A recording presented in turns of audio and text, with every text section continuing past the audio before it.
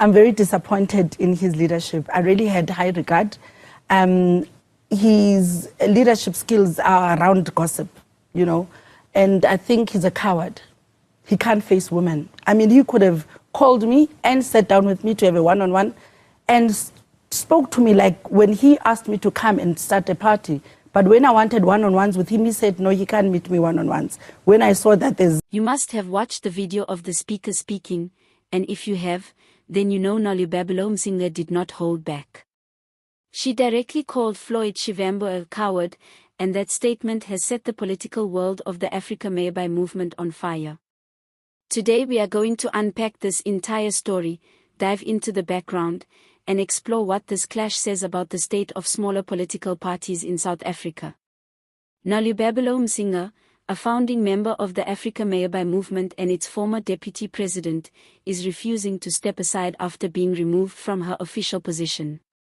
Her removal, according to the leadership, was due to a meeting she allegedly held with former president and MK party leader Jacob Zuma without authorization. For the movement's leaders, this was a breach of protocol, and it became the formal reason for her dismissal. But Mcinga tells a very different story.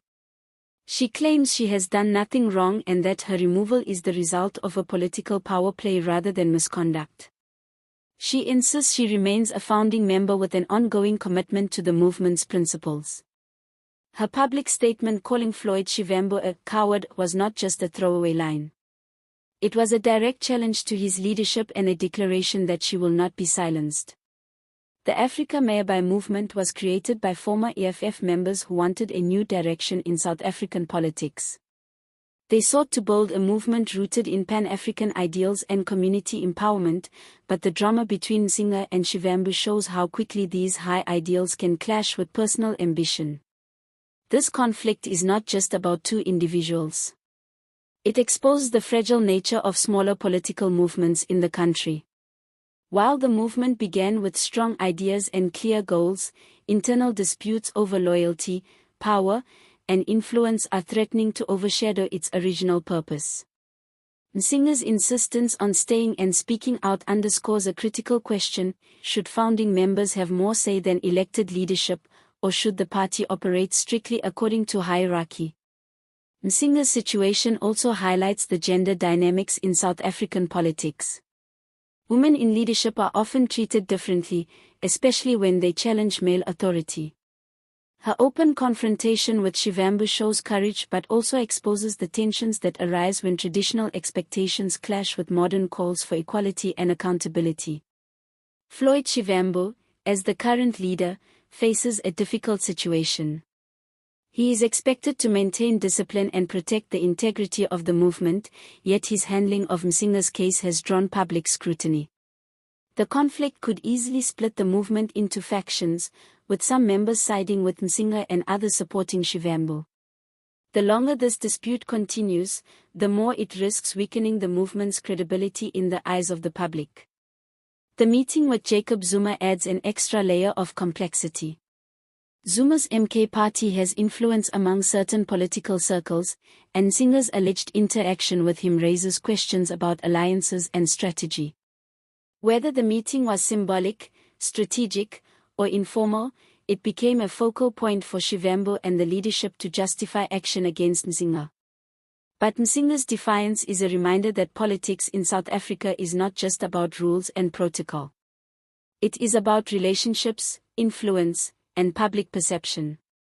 Her refusal to leave, combined with her direct accusation that Shivambu is a coward, has made the story resonate beyond internal party lines. People are talking, debates are ongoing, and the movement's stability is being closely watched. For smaller parties like the Afrika Mayibuye Movement, internal cohesion is crucial. These organizations cannot afford long-term conflicts that divert attention from policy and community engagement. Yet this story illustrates a common pattern: movements that begin with high ideals often struggle under the weight of personality clashes and strategic disagreements. This saga also reflects broader questions in South African politics. How do new parties navigate leadership disputes? How should founding members balance their historical role with the need for orderly governance? And what role do gender and public perception play in the unfolding of political conflicts? Mcinga's statement and her ongoing resistance bring all of these questions to the forefront. While this dispute is unfolding, it also provides lessons for citizens and political observers. Political movements must balance respect for founders with practical governance. Leadership decisions must be transparent to avoid the appearance of bias or power grabs.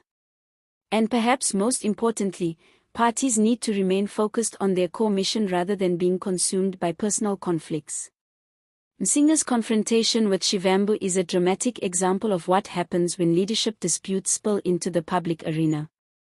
It is entertaining, certainly, but it also has real implications for party cohesion and the perception of political integrity. The public sees not just a clash of personalities but a test of principles and strategic judgment. So what can we expect next? If Shivambu cannot resolve this dispute amicably, the movement risks fragmentation. Members may split into factions, and the credibility of the party could suffer.